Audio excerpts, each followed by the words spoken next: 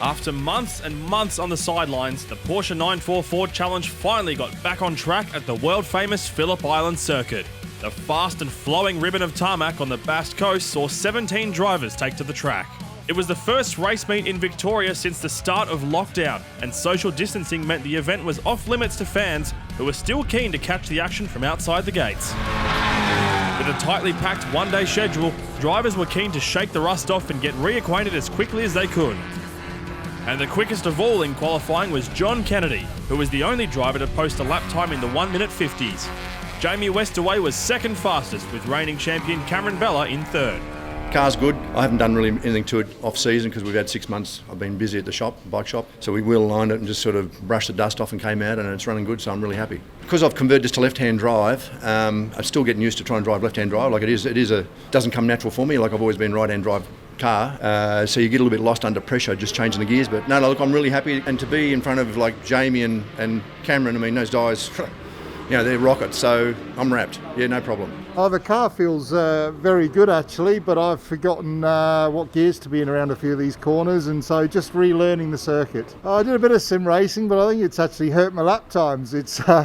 Anyway, we'll get back out there. I look forward to the first race. The guys are all going pretty quickly again, so I'll get back up to speed hopefully in race 1. Drivers made adjustments to get their cars back into race mode and rolled onto the grid for their first race start in 8 months. Jamie Westaway had a horrid start from the front row and quickly found himself falling down the order thanks to gearbox problems.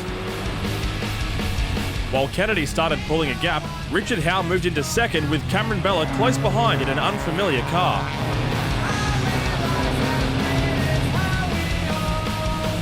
Adam Brewer tried to move on Manny Metzasama, who held on around the outside in his first race. But Brewer made it stick as they flew past the hayshed.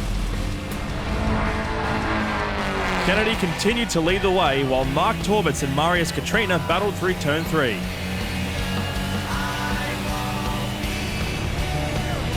The battle for second became a 5-car train with Howe at the front, and Jamie Westaway was putting in a huge recovery effort.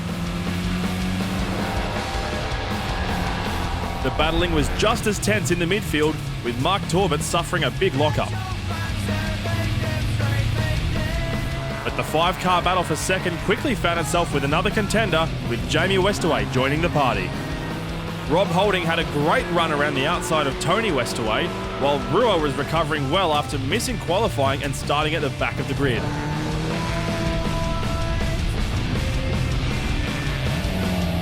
Cameron Bella made a lunge for second, but had a poor run down the main straight and let Howe back in front. But Jamie Westaway started slicing his way up to the pointy end of the field, making light work of his dad Tony and Rob Holding.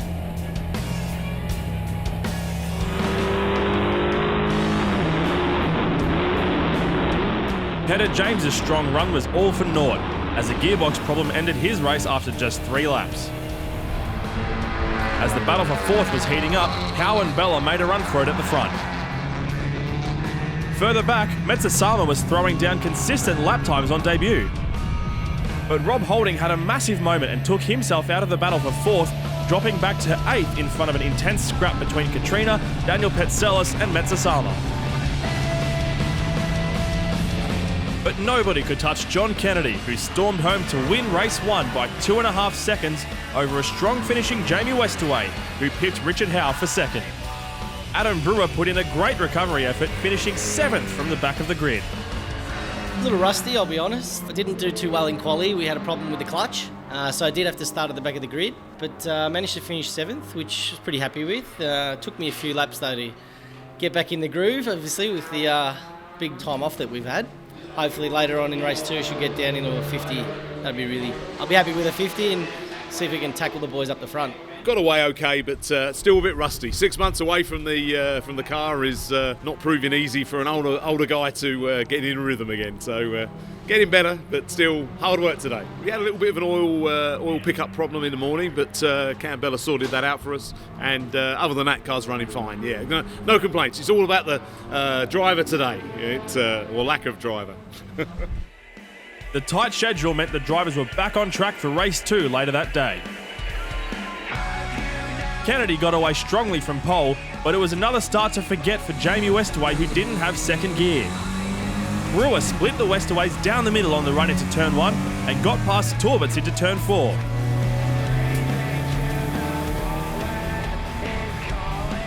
While John Kennedy opened up a lead, it was anyone's game in the midfield, and Jamie Westaway had his work cut out for him once again. The pace was quick all the way up and down the field, and even Kennedy was pushing hard to protect his lead.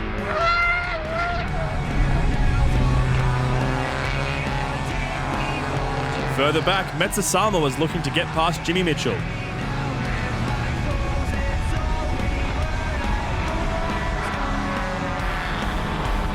Jamie Westaway was on the charge once again, but it was a disaster for Torberts, who was knocked out of the race with engine issues.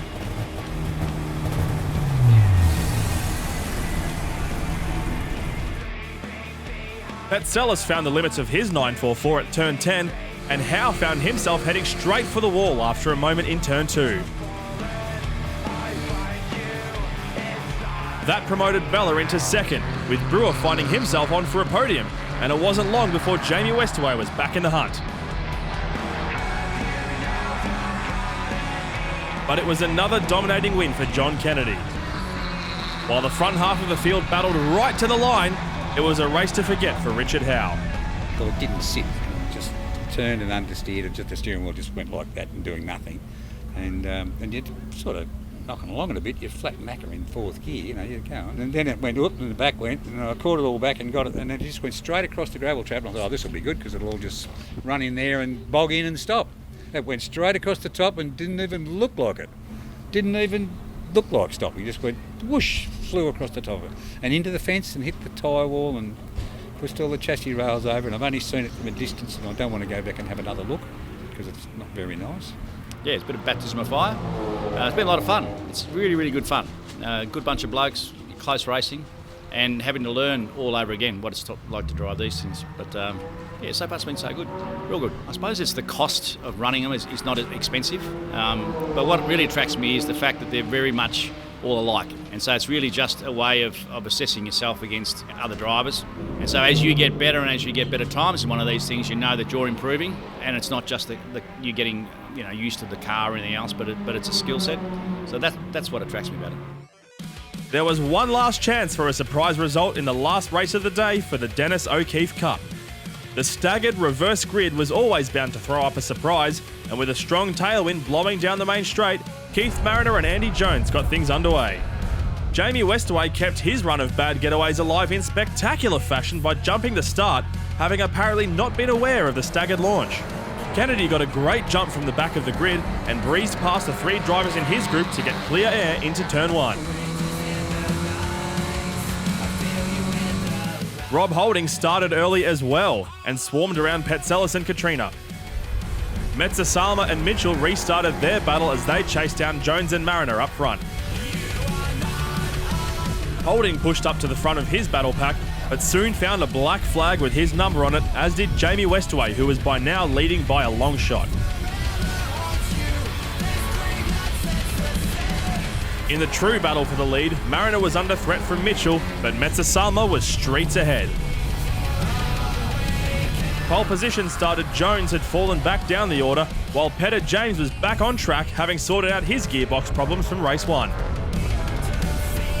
The weekend pace setters had a long way to go to catch Metza-Salma, but Tony Westaway wasn't letting his speed go to waste. Holding pressed on, sounding a little rough with a broken exhaust header. Jamie Westaway went well wide at turn 2 and pulled into the pits soon after. But his dad Tony caught the grass on the exit and oversteered his way into a massive shunt.